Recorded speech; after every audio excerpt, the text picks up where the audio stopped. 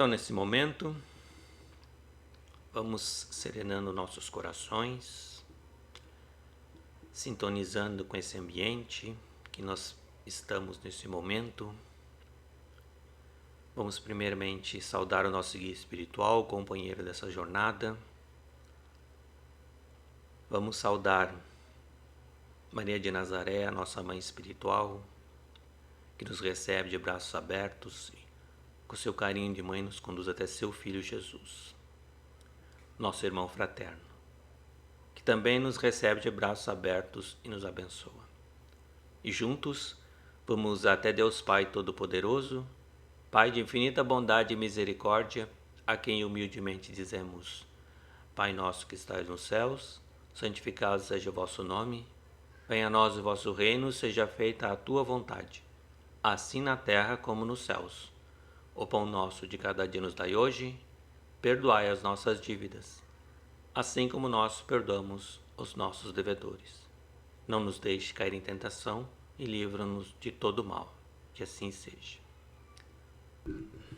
Nesta noite, gostaria de trazer para vocês a gente fazer uma reflexão sobre os nossos atos e pensamentos e a conexão que a gente tem entre nós, espíritos afins. Mais frequentemente do que nós avaliamos, nós somos influenciados pelo pensamento dos espíritos desencarnados ou encarnados que nos rodeiam. Essa influência é benéfica ou maléfica, conforme a simpatia ou antipatia que lhe despertamos por ocasião de nossa convivência. Então, o que a doutrina espírita ensina, nós, na condição de espíritos,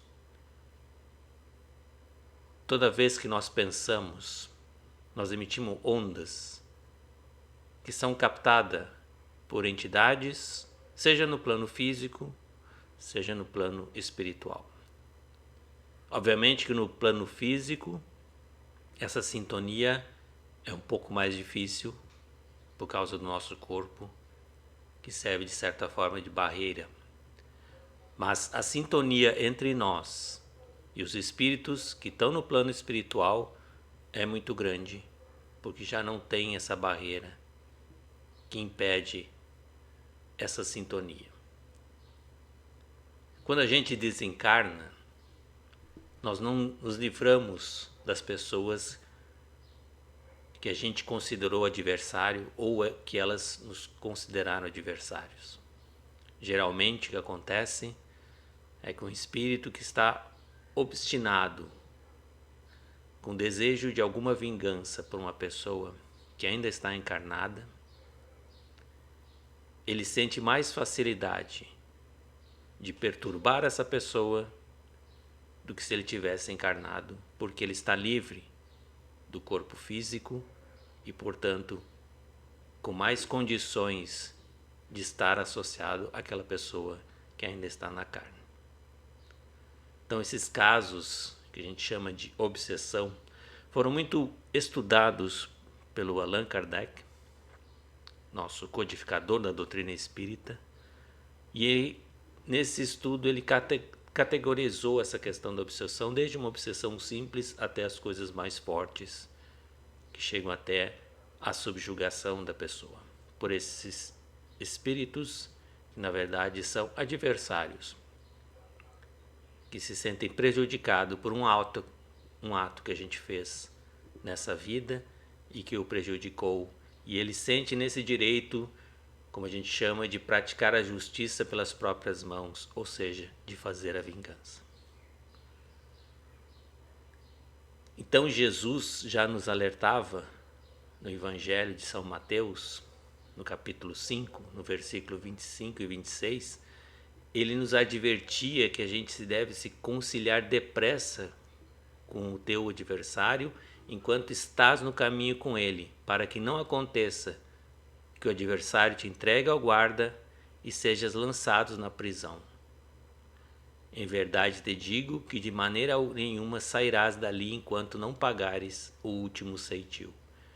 O que Jesus está falando para nós nessa passagem é exatamente isso. Nós, na nossa existência, estamos aqui para o aprendizado e para a evolução. Obviamente que nós já fizemos muitos erros, cometemos muitos erros nessa vida, em outras existências. E às vezes, essas pessoas que a gente prejudicou em outras vidas, elas não perdoaram, não nos perdoaram. E também nós, às vezes, se fizermos um exame de nossa consciência, nessa vida mesmo, a gente pode estar pensando, e aquela pessoa que nos prejudicou, a gente não fez esse perdão. Ou seja, nós estamos de certa forma conectados pelo pensamento e o desejo da vingança e de prejudicar aquela pessoa que nos prejudicou de alguma forma. Então, dessa forma, Jesus está dizendo que a gente deve cortar essas amarras do ódio, da vingança, enquanto a gente está aqui com as pessoas. A reencarnação é essa oportunidade que a providência divina nos dá para nós conseguirmos fazer isso. Através das pessoas que são colocadas no nosso caminho, muitas vezes são essas pessoas que a gente prejudicou em outra oportunidade, em outras existências. A gente não precisa saber o que a gente fez, por que a gente fez. O que a gente precisa é perdoar, pedir perdão e seguir em frente. Da mesma forma, a gente tem essa oportunidade nessa existência de fazer isso. É isso que Jesus está falando. Se a gente tem que reconciliar depressa com o adversário. Depressa por quê? Porque a vida é muito curta. Ela passa rápido.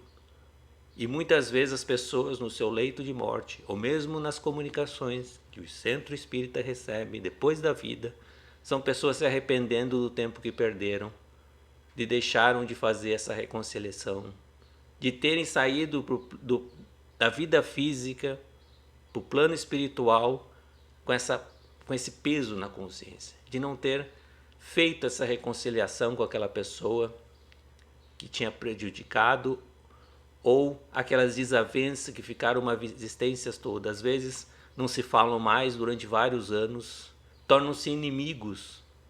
E isso aí um dia terá que ser feita essa reconciliação. Por isso que Jesus é tão enfático nesse conselho. Que a gente tem que se reconciliar com os nossos adversários. Porque a prisão que ele fala não é um castigo. É essa coisa que nós vamos ficar juntos nesses pensamentos, nessa prisão de pensamento entre nós e aquela pessoa que a gente sente algum tipo de ódio, de algum tipo de raiva. Então essa prisão que Jesus está dizendo, que a gente vai continuar durante várias existências no futuro, por não ter feito essa reconciliação que é tão importante. Por isso que Jesus sempre prega a questão do perdão e a questão do amor. O perdão nos liberta dessas amarras, dessas coisas rígidas que a gente cria pelo nosso orgulho, pela nossa vaidade, de prejudicar alguém, ou de não reconhecer isso, ou de não aceitar uma desculpa de alguém, o perdão que alguém pede para nós. O nosso orgulho nos impede muitas vezes de fazer isso, e nós vamos carregar isso nessa vida ou em outras existências até que haja essa reconciliação que Jesus escreveu aqui em Mateus, no capítulo 25 e 26. Então, o que acontece é uma obsessão. E essa obsessão, às vezes, pode ser persistente desse espírito no plano espiritual sobre nós, com essas intenções maldosas que ele tem. E as consequências dessa obsessão são desde uma simples perturbação ou a influência, ou ele influencia a pessoa de alguma forma, às vezes até uma pessoa que está próxima dela, geralmente um parente, onde há mais afinidade entre eles, para a contribuição para a produção de brigas e etc. Fazendo que a gente tenha um relacionamento interpessoal muito difícil.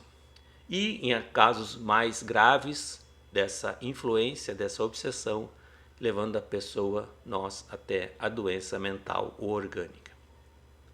Então, nesse processo, as faculdades mediúnicas, né, quando a pessoa tem essa capacidade aflorada da mediunidade, um médium, depende do caso, elas são até inutilizadas e até obstruídas por essa obsessão que o espírito provoca sobre a pessoa. E essa obsessão, na verdade, é uma prova ou uma expiação daquela pessoa que a gente no passado a gente prejudicou. Geralmente essas obsessões mais fortes, elas provêm geralmente de uma pessoa que a gente traiu. Traiu pela confiança que essa pessoa tinha conosco e a gente foi orgulhoso e egoísta o suficiente para prejudicá-la de uma tal forma que ela só pensa em vingança.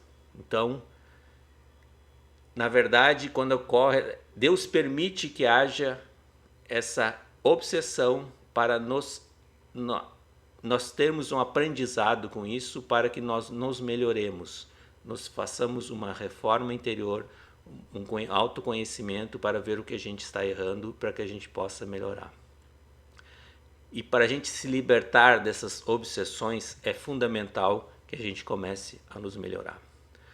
O padrão vibratório vai mostrar a nossa conexão com o plano inferior ou o plano superior no plano espiritual. E para a gente melhorar nosso padrão vibratório, é fundamental que a gente se proponha a nos melhorar. Desde o pensamento, as nossas palavras, as nossas ações, cada vez forem mais no sentido do bem. Isso que a gente precisa fazer. E a cura vai ocorrer na medida que a gente for capaz de renovar e aperfeiçoar nosso relacionamento pessoal e moral com oposição maior que a do obsessor. Às vezes, dependendo do tipo de obsessão, quando chega o caso de subjugação, a intervenção de terceiros é indispensável, né? Quando ela degenera no caso de subjugação ou possessão, porque a pessoa, nesse caso, ela perde totalmente a vontade e o livre-arbítrio, mas são casos muito raros de acontecer. Então, geralmente, a obsessão que a gente nota, a gente percebe, a gente verifica, são as influências que o espírito tem sobre a pessoa numa obsessão simples ou então na fascinação. E quando a gente começa a praticar a caridade, ela cria, de certa forma, uma nova mentalidade. A partir desse momento, a gente começa a ter um padrão vibratório diferente e começa a fazer uma sintonia menos frequente com aquela pessoa, aquele espírito que está nessa intenção de nos obsidiar. Então, a prática da caridade ela acaba por impedir o obsessor de praticar o mal, porque ele percebe uma nova realidade que o reconduz ao caminho do bem. Então, toda vez que um espírito tem essa vontade de nos prejudicar e vê que nós estamos trabalhando no bem, ele, de certa forma, ele tem uma reflexão sobre isso. Ao compreender que a felicidade que os outros têm quando praticam o bem, geralmente o obsessor volta-se para o bem, junto a outros espíritos, arrependendo-se da vingança e esperando também ser feliz. Muitos casos na literatura espírita a gente verifica essa condição dos espíritos que têm esse trabalho, essa necessidade de vingança, e quando vem a pessoa que é o objeto dele de obsessão trabalhando e se melhorando, isso de certa forma reflete sobre ele e ele começa a pensar sobre, muitas vezes pensando todo o tempo que ele já perdeu, toda a energia que ele já despendeu por isso, para praticar a vingança pelas próprias mãos ou querer achar que isso é justiça. Então, procedendo bem, nós podemos fazer de um inimigo até um bom amigo. E não há coração tão perverso que mesmo a seu mau grado não se mostre sensível ao bom procedimento de alguém. Isso é interessante. O Divaldo Franco, em uma das suas palestras, ele conta um caso que ele também tinha um espírito que o obsidiava. E ele relatou que esse espírito estava fazendo isso com ele desde o ano de 1625. Foi quando os dois estavam encarnados e houve esse problema entre eles, que ele não dá detalhes do que houve, mas desde aquela época esse espírito está atrás dele tentando prejudicá-lo. E nessa existência particularmente, ele assediou muito o Divaldo Franco, esse espírito. E certo dia, na Mansão do Caminho, em Salvador, onde o Divaldo Franco tem uma obra assistencial fantástica há mais de 70 anos, na porta da Mansão do Caminho foi entregue uma criança, um bebê, uma menina, muito novinha, abandonada, e foi recolhida pela casa, como Divaldo fez muitas vezes, e hoje ele tem vários filhos com o nome dele que ele dá como pai. E essa criança foi recebida, essa menina, e à noite apareceu esse espírito para ele e inquiriu, perguntou para o Divaldo como ele iria tratar aquela criança que ele recebeu. E o Divaldo falou: como sempre eu trato todos que chegam aqui nessa condição. Eu vou tratá-la como uma filha. E eu vou dar o nome meu de pai para ela. E vou dar todo o amor que eu sempre dou a todas as crianças que chegaram aqui abandonadas e nós recebemos para cuidar nessa instituição. Então o espírito obsessor, nesse momento, ele se sentiu constrangido, chorou e disse que a partir daquele momento ele deixaria de fazer toda essa perseguição que ele fazia ao Divaldo. E o Divaldo perguntou por quê. Porque ele falou que essa criança, essa menina, foi a mãe dele na última existência que ele teve aqui naquela época, e era uma pessoa que ele ama muito, a mãe dele que foi na última existência que eles estiveram juntos. Então, nesse sentido, é um exemplo de como trazer um espírito das trevas novamente para a luz pela ação no bem. Então, mesmo por isso mesmo, sentindo essa repulsa pelo obsessor, é indispensável a nossa disposição e nossa vibração amorosa com o objetivo de levá-lo ao caminho da felicidade. Para tanto, convém perdoar até mesmo sem saber o que e quem estamos perdoando. Então, se nós tivermos essa disposição de perdoar, nós estaremos nos livrando dessas amarras que nos ligam. E praticando o bem vai ser a nossa receita para nos livrarmos dessas amarras. Então, nesse sentido, a gente tem que ser vigilante para não nos desviarmos do bom caminho. Bons pensamentos, bons instintos, boas obras, dedicação ao próximo, nos permite distinguir com maior clareza e disposição as coisas que Deus nos reserva e recusarmos as outras. Sejamos vigilantes para não desviarmos do bom caminho. Através do autocontrole, vigiaremos a porta de nossas manifestações, barrando gestos e palavras desaconselháveis, e com auxílio da oração, faremos luz para entender o que há conosco, de maneira a impedir a própria queda em alienação e tumulto.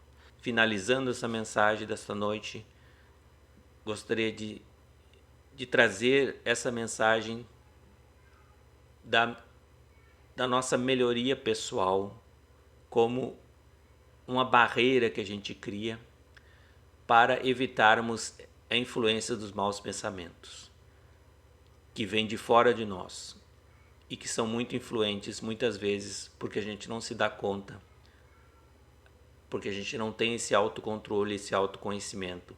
Então é fundamental que a gente esteja sempre sintonizado no sentido de estar praticando o bem nessa nossa melhora, nos perdoando e perdoando aquelas pessoas que nos prejudicaram e também pedindo perdão pelas coisas que a gente fez errado enquanto, como Jesus falou, enquanto a gente está a caminho com elas.